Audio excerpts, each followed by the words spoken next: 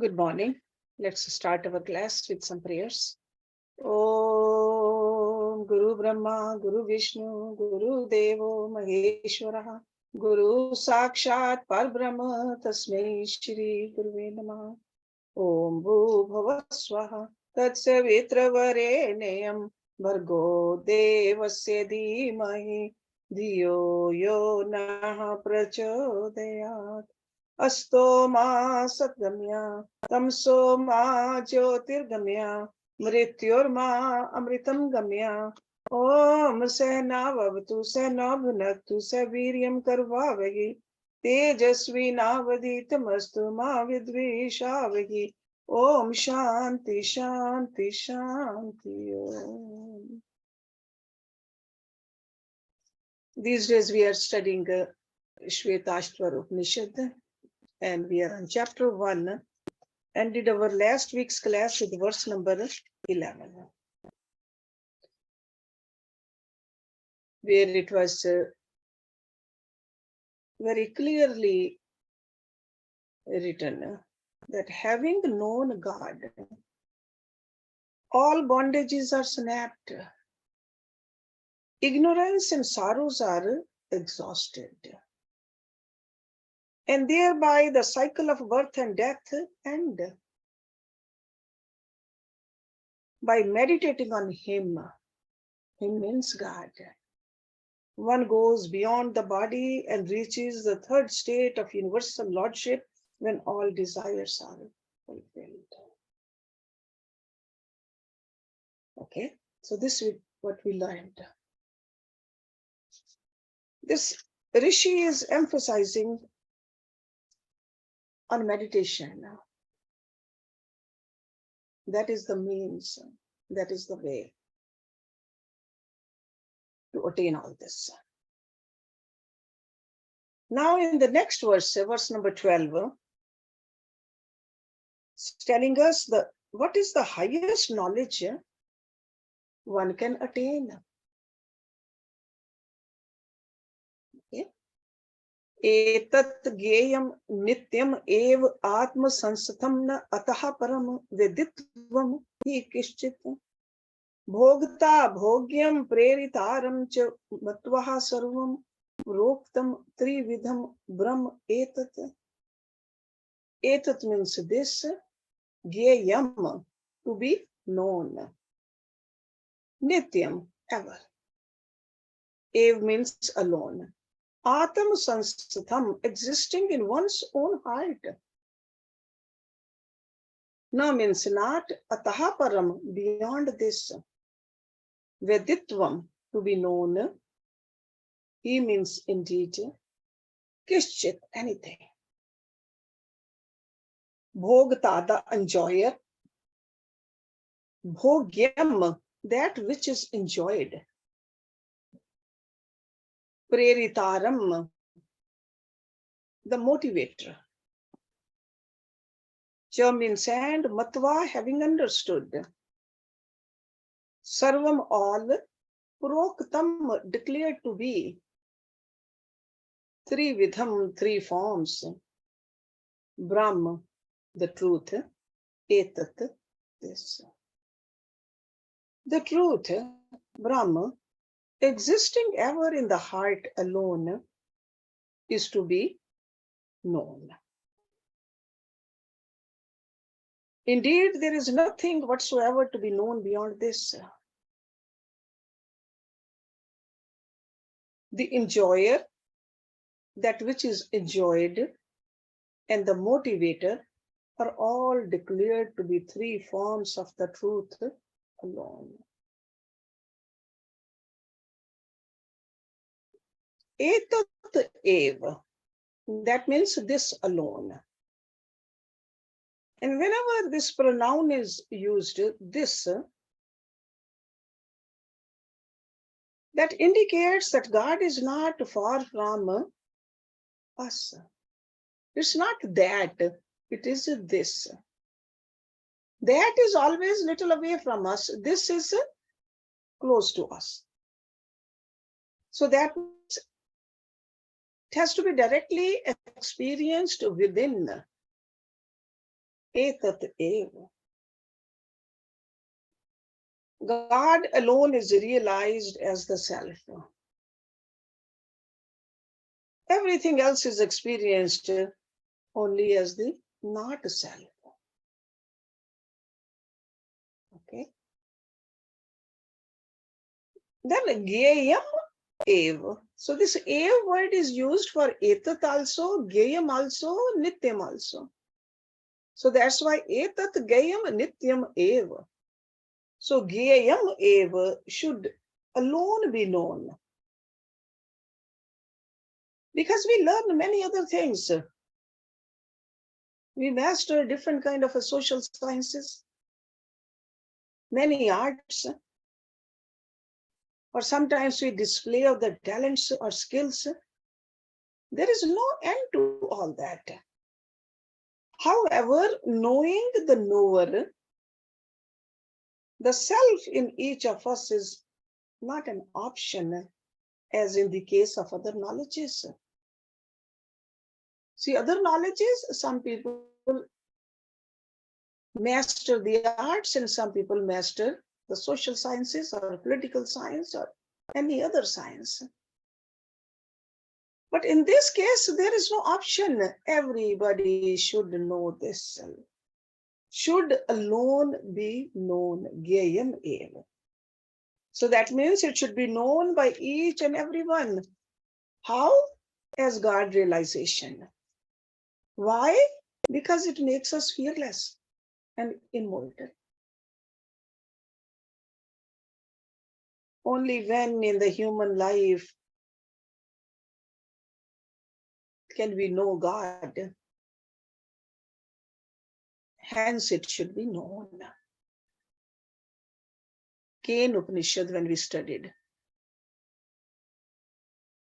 the Rishi said over there that if this is not known, there is a great loss. Because as a human being, we came here to know him. And if we don't do that, then there's a great loss. That means there's a waste of life. Beautiful human life we have wasted. Because other four things which we spend all our life in doing, eating, sleeping, procreating, and ultimately dying. Animals do that too. Ahar, Nidra, Bhai, Maithun. Animals do that too. If we have done that, so what? If you live in a beautiful house, can we even imagine the beautiful nests the birds make? Just a small bird, beautiful nest. Can we see that small spider, how beautiful web is created? As human beings, we are supposed to do something higher than that.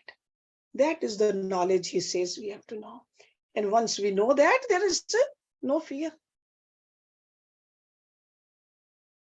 We become immortal. Then he says, Nityam eva. See, just look at in the first four words how much knowledge. Etat eva gayam eva nityam eva. Nityam eva means eternal alone. Everything in this world changes, and so does its knowledge. And even the understanding of the knowledge. We see that new researches keep coming, and they're falsifying the old ones. We have seen the scientists after scientists coming up with the new way of looking at things, whether it's the matter or the energy. God alone is eternal. Then he says, within alone, Atam Sansatam Eva. God is all pervading. But we don't have to go far to realize the truth. Because God is seated within us as our own self. There is nothing greater to be known, he says. Na ataha param veditvam hi kinchit. If we have to know, what do we really need to know? This is it. God. God is infinite, eternal, all-pervading. There is nothing greater than God. There's no other truth beyond it. Lord Krishna said in Bhagavad Gita too, nothing higher than me. It is the ultimate that can be known. The disciples, they ask the master, what is that, knowing which everything becomes known? Because we often waste our time on unimportant things. If we devote our time in knowing the truth, our life will be fulfilled. Sarvam etat Brahma, all this is truth. Sure, the world is there. It's available for our experience and enjoyment. Each of us finds enjoyment according to our individual nature expressed as our likes and dislikes. However, all three, the Bhogta, Bhogyam, and Prakriti. Bhogta is the experiencer. Bhogyam is the experienced world. Bhogyam. That's why we say Bhog Padartha. And the individual or the total nature, Prakriti, they are all God alone. We got to understand that. There's nothing outside of God. The Lord of the universe is the motivator, Preritaram, the will and might behind the individuals and the world they experience. So in essence, all are the truth alone. And in the next two verses, this Rishi has explained beautifully the process of realizing the truth with the help of meditation on Om. Om. Verse number 13 and 14, we'll do it together. Let's look at 13 first. Vahne yatha yeni yo nigatasye murti na drishyate na eva cha lingnashaha sabhuya eva indhan yo nigriha tadvaha ubhyam vipranven dehe. Vahne. That means the fire. Yatha means just as. Yo nigatasya, when it lies in its source, like when it's latent in the source. Murti, form. Na means not, drishyate, seen. Again, na means not, ev, yet. Cha means and, ling, nasha, destruction of the subtle form. So means that. And over here, that means the fire, because he's talking about fire, vahani. Bhuyaha, repeated. Ev means same. Indhan yoni griha, manifested by the rubbing of its source. Tadvaha, same way. Ubhyam, these two. Ve means verily. Pranaven, through Om. Pranav. Pranav is a word for Om or Omkar. Dehe, in the body. Just as the form of fire is not seen when it's latent in its source, and yet its subtle form is not destroyed, and that same fire can be manifested by the repeated rubbing of its source. Indeed, in the same way, the self can verily be realized in the body through the Om. Pranav mantra, Om. And verse 14, he says, Swadeham arnim kritvaha pranavam cha utra arnim ध्यान निर्मथनः abhyasat devam pashyet nigudvat swadeham, one's own body. Arnim, the arni. In old times, they used to start the fire by rubbing 2 sticks of wood. Dry wood, keep on rubbing. Okay, so arni is the name of the wood. Kritva, making pranavam om, cha means and utra arnim, upper arni. So lower arni and upper arni. So there are 2 sticks of wood. So upper he says om. Dhyan nirmathna abhyasat, through the churning by the practice of meditation. Devam, the Lord, pashyet, should see. Nigudvat, seems to be hidden. Making one's own body the lower arni and om the upper arni. Through the churning by the practice of meditation, one should see the Lord who seems to be hidden. So in the first verse, he talked about that fire in its unmanifest form. Because when something is not seen, that means it's unmanifest. But that doesn't mean it does not exist.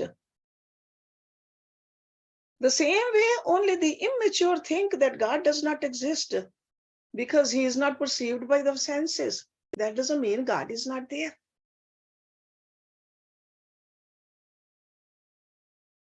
Subtler cannot be seen with the grosser. So God is not perceived by the senses.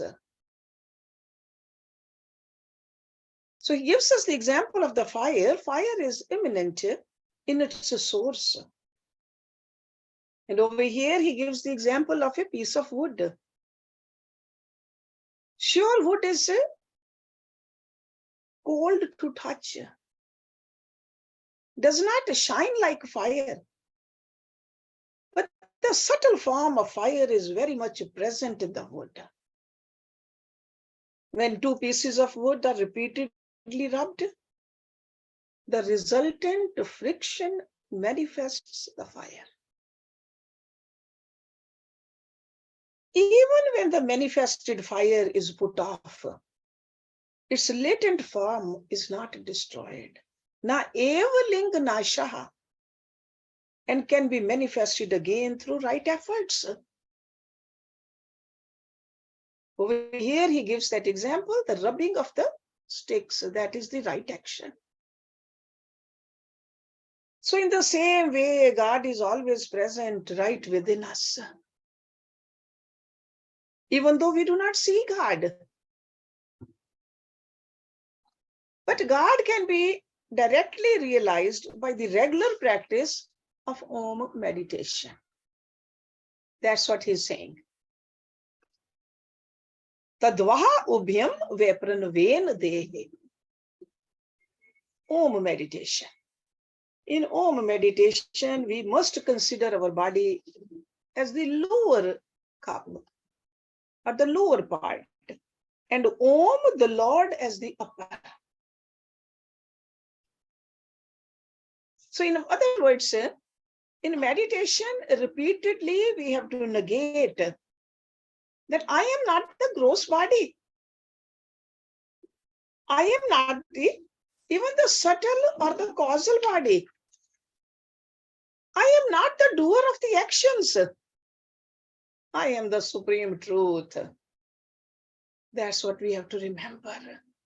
Again and again, we got to remind ourselves. This regular practice of negation and assertion. So we are negating that we are not these bodies. And we are asserting that we are the Atma, which is nothing but Paramatma. That is called Dhyan Nirmathana. It results in the direct realization of God. Devam Pashyet. If you grew up in India, and if you are about my age, you might have seen that yogurt when the mothers and the grandmothers, they churned it. That's called a mathna. And when you keep on churning it, what comes out of it? Butter. Remember that? The same thing we got to do. That is what the dhyan is. Mind will go into the temporary and the grosser. Bring the mind back to the higher. Keep on bringing it back. That is a mathna. And we can take the help of chanting of Om, he says. As we chant, we must listen to the sound.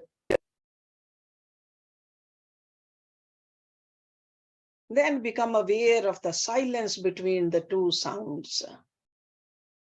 And then consider the silence as the silence beyond sounds and thoughts, as the infinite God, as one with our own self. This kind of a meditation should be done intensely, with alertness and super absorption. Then we'll see the result. The fire of true knowledge.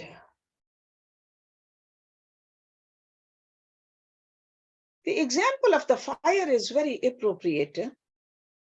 In our rituals, we use the fire.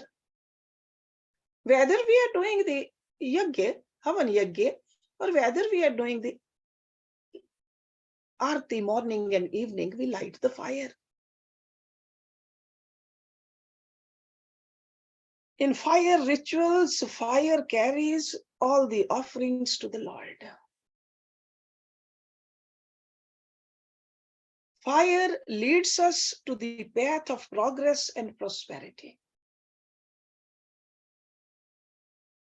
It always burns upward and takes us higher. Symbolically, that's what we remember.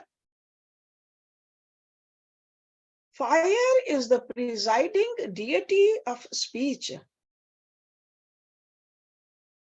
It invokes the subtle fire through the chanting of Om, ensures a pure and bright mind. So meditating on God as Om manifests the fire of knowledge that removes the darkness of ignorance. And that's how this truth illumines. It is always illuminating, but we are not aware of it. So with meditation, we can see it as clearly or more clearly than what we see in the grosser world. This is what this great Rishi is telling us.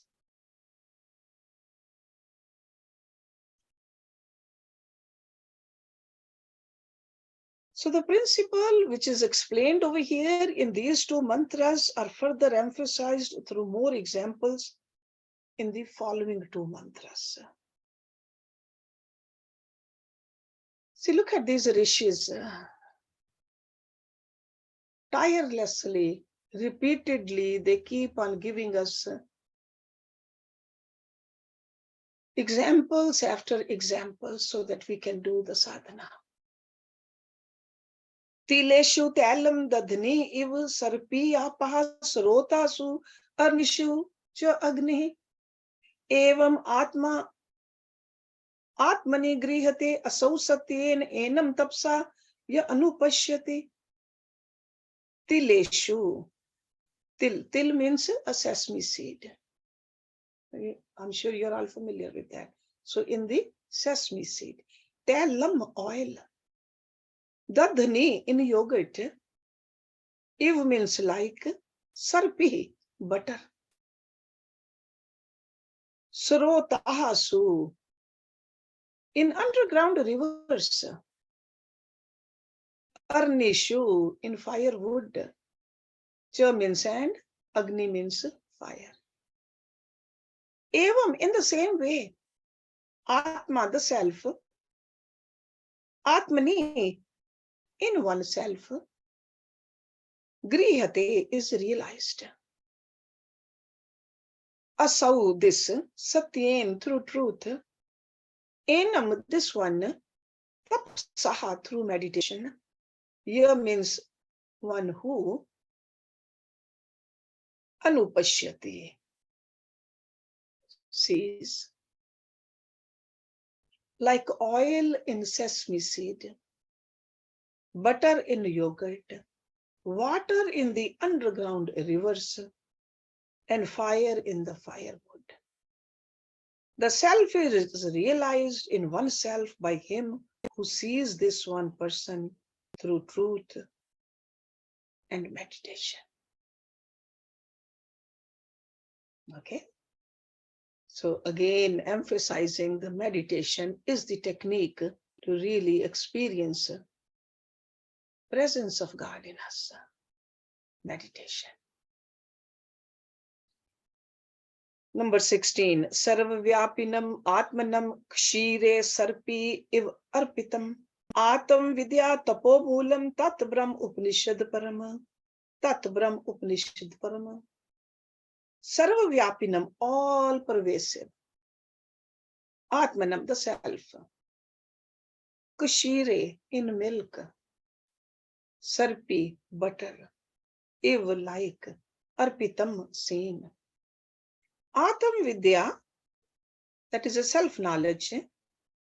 Tapoho Moolam. Tapo means the penance, austerities. Moolam means rooted. So rooted in a self-knowledge and penance. Tat means that, Brahm means truth, Upanishad Param. Param is the highest. And then there's a repetition of this, Tat Brahm Upanishad Param. The self is seen to be all, pervasive like butter in milk, rooted in self-knowledge and penance. That truth is the highest Upanishad. That truth is the highest Upanishad. This is the end of this chapter. So that's why there's a repetition. That is one of the style. Because all this was orally transmitted. It was not written. So how do the teacher says that, hey, this part is done? By repeating it, the last part. So in verse number 15, Pashyet word, or Pashyati, Anupashyati. So that means one should see the truth. And see, Pashyet means one should see, Anupashyati means once the truth is realized, it is seen always. Always and everywhere, Anupashyati, everywhere. For example, once I know that the object I hold in my hand is a book, I always see it as such. Okay, so it's like after that, I will not forget. It would be impossible to see it as a watch or as a cup. I know it's a book. The same thing, once you see God, you will always see God. Once you have seen that God is everywhere in everybody, you will always see that. And what is the right process and right instrument? Because there has to be a specific process and special instruments which are required to manifest that which already exists in an unmanifest form. See, it's just like a seeds, whether they are sesame seeds or any other seeds. If you want to get the oil out of them, they need to be broken down, crushed, pressed in special machines to extract the oil out of them. That is the process. Or if you want to get butter from the milk, First, you make a yogurt out of it. Then you got to churn it properly to extract the butter. Or if you want water from the ground, well must be dug. So boring has to be done, and the water must be hauled out or pumped out from the underground spring. So there's a process. The same way he told us earlier, the urnes, the pieces of wood, must be scrubbed properly to kindle that fire. The same way the self is gained through self-knowledge, with a body and mind well tuned by truthfulness, austerity, and self-control. That's why when we meditate, we are told to sit straight, sit still, bring your mind at a focused point. So there is a system, there is a technique for meditation also. The truth in its unmanifest form cannot benefit us. Just like a water in the underground spring cannot quench our thirst.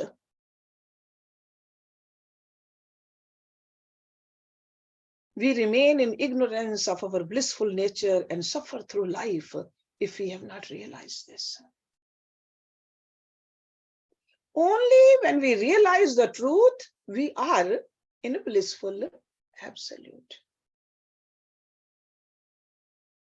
There's a path of devotion. In the path of devotion, it said that the attributeless, that means the nirguna, and the formless, nirakar, God cannot fill our hearts with love. The devotion is needed. So that is another way we can reach. But to learn how to prepare the instrument. Because God has given us this beautiful body.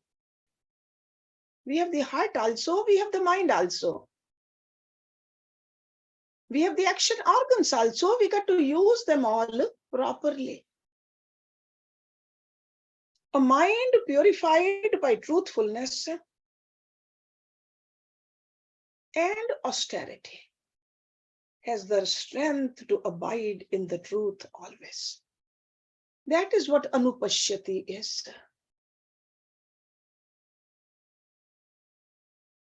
Truthfulness and austerity. Our life should not be a life of luxuries and the comforts.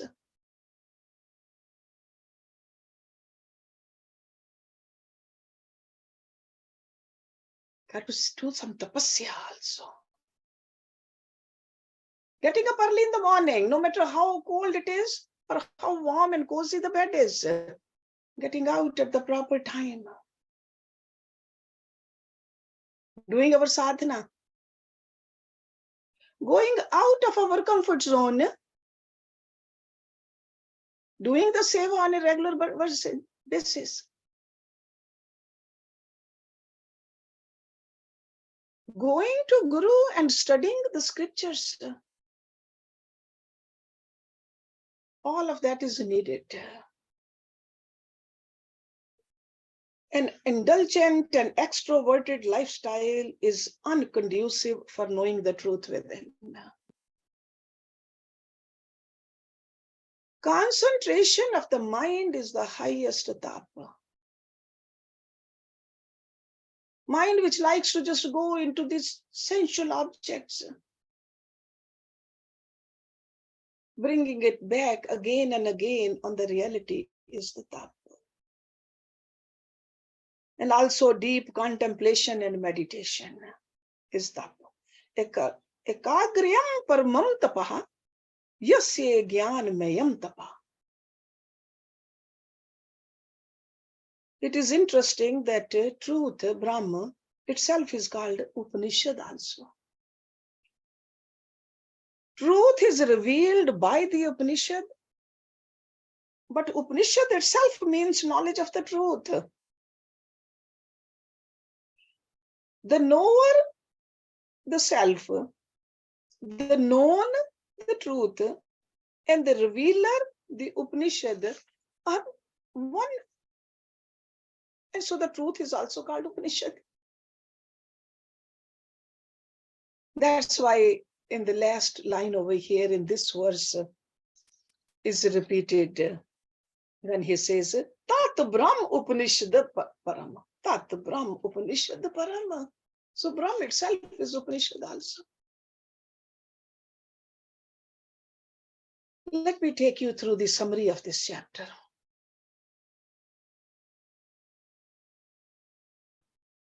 Four topics are traditionally indicated in the beginning of most of the books which we study. Qualification to study,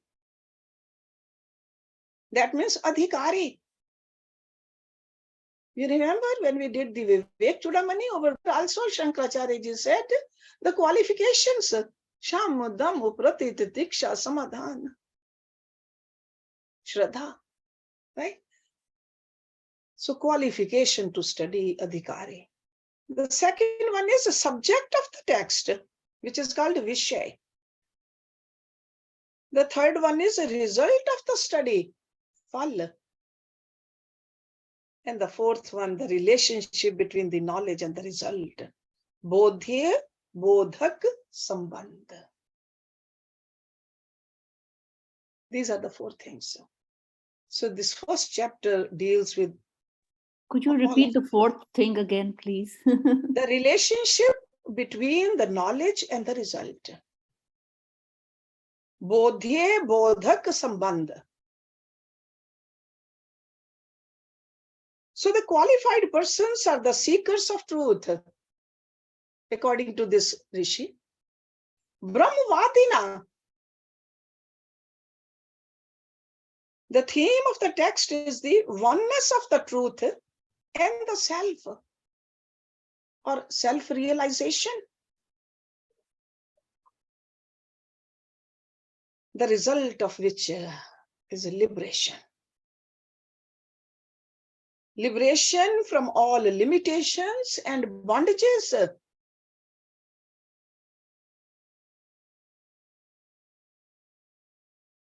So the first chapter by itself completes the study of the entire Upanishad. There is so much in there. Sure, we'll go through the other chapters also, but make sure that you have studied this well so that you can understand and grasp the rest of the Upanishad also.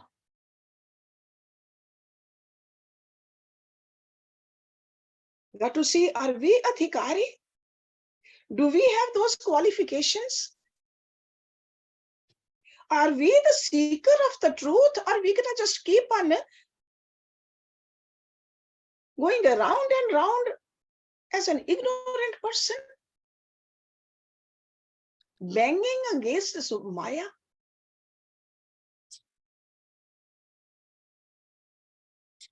Do we really understand the oneness between us and the God?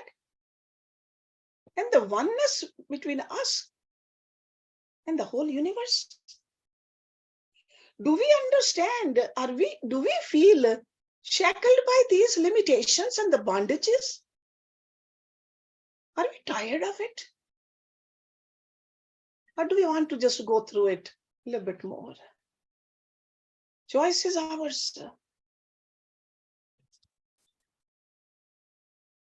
Very clearly, he's telling us what needs to be done, how we do it, and what will we get once we do this sadhana.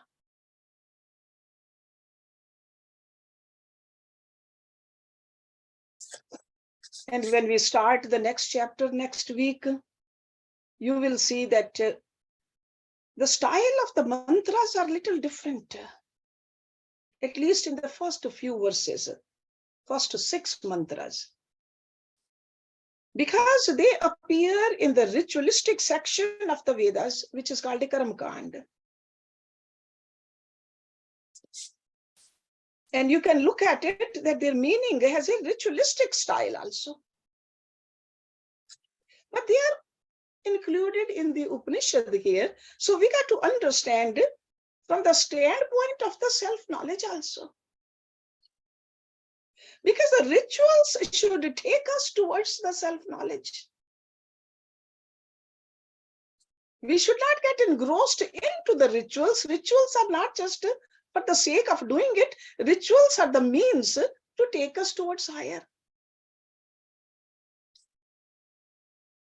So the first chapter, which we just ended today, it says very clearly that God is in our own heart and has to be realized through meditation. Dhyan nirmatnaha abhyasat devam pashet nigudvat. It's right here. Meditation is the highest vocation in life.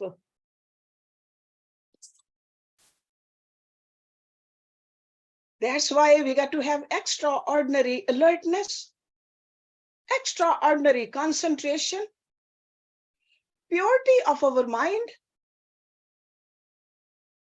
Make our mind and intellect subtler, stronger, and firmer. These are the tools we need. These are the tools given to us for this purpose, but we are misusing the tools. These tools, our mind and intellect, can take us towards liberation.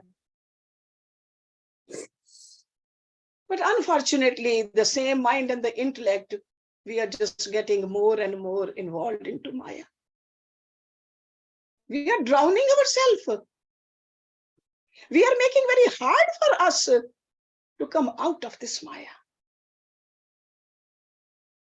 So we got to make our mind meditation worthy, so that we can reach the highest. Always remember, whatever you are doing, whatever you are watching, whatever company you are keeping, will it make your meditation easy or difficult?